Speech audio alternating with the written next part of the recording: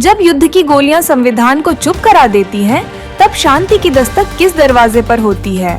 रूस और यूक्रेन के बीच 2 वर्षों से चल रहा यह भीषण युद्ध अब केवल सैन्य संघर्ष नहीं रहा, बल्कि यह उन संवैधानिक सिद्धांतों की परीक्षा बन चुका है जिन पर किसी भी आधुनिक राष्ट्र का ढांचा टिका होता है।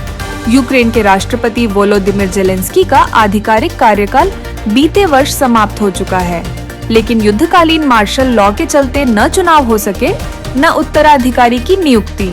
जेलेंस्की का दावा है कि जब देश युद्ध में हो तब सत्ता में निरंतरता आवश्यक होती है, लेकिन क्या यह तर्क लोकतंत्र की आत्मा को स्थगित कर देने के लिए पर्याप्त है?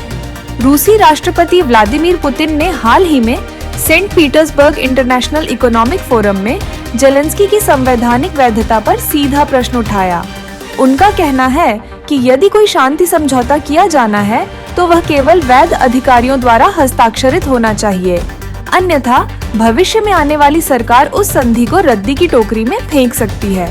पुतिन का यह वक्तव्य केवल एक कूटनीतिक चुटकी नहीं थी, ये एक गहरी कानूनी चेतावनी थी।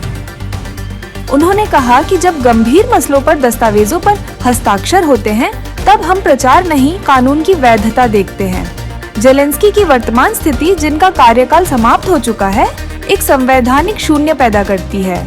यूक्रेनी संविधान के अनुसार राष्ट्रपति का कार्यकाल समाप्त होने की स्थिति में उनकी शक्तियां संसद के अध्यक्ष को सौंपी जानी चाहिए, परंतु जेलेंस्की आज भी शीर्ष पद पर बने हुए हैं, जो न सिर्फ उनकी भूमिका बल्कि पूरे प्रशासनिक ढांचे की वैधता पर भी प्रश्न चिन्ह लगा देता है।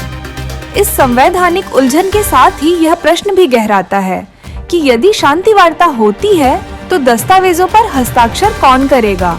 क्या ऐसा कोई व्यक्ति जो स्वयं ही कानूनी अस्पष्टता में फंसा हुआ है? पुतिन ने यहाँ तक कहा कि अगर यूक्रेन जेलेंस्की को वार्ताकार नियुक्त करना चाहता है तो करे, बट सवाल ये है कि क्या उस समझौते को अंतर्राष्ट्रीय मंच पर स्थायित्व और वैधता मिलेगी?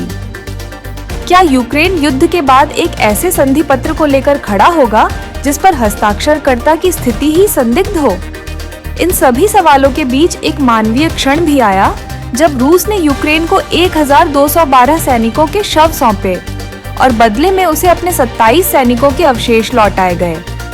ये विनिमय इस्तांबुल में हुई वार्ता के बाद संभव हो पाया। रूसी अधिकारियों ने इसे मानवीय प्रयास बताया, लेकिन यह भी कटु सत्य है कि जब शांति की मेज पर नेतृत्व की वैधता विवादित हो, तब शवों का आदान प्रदान एक विडंबना बन जाता है, जहां मौतें मान्य हो जाती हैं, पर जीवित नेतृत्व पर भरोसा नहीं किया जा सकता। इस पूरी बहस के मूल में एक गहरा दार्शनिक प्रश्न छुपा है। क्या युद्ध के समय लोकतंत्र को स्थगित किया जा सकता है? क्या कोई भी सरकार युद्ध का हवाला देकर चुनाव टाल सकती है और सत्ता को अनिश्चित काल तक जारी रख सकती है? जेलेंस्की की भूमिका एक प्रतीक बन चुकी है, एक ऐसे नेता की जो जंग के मैदान में बहादुरी दिखा रहा है, लेकिन संवैधानिक प्रक्रिया से अलग खड़ा है।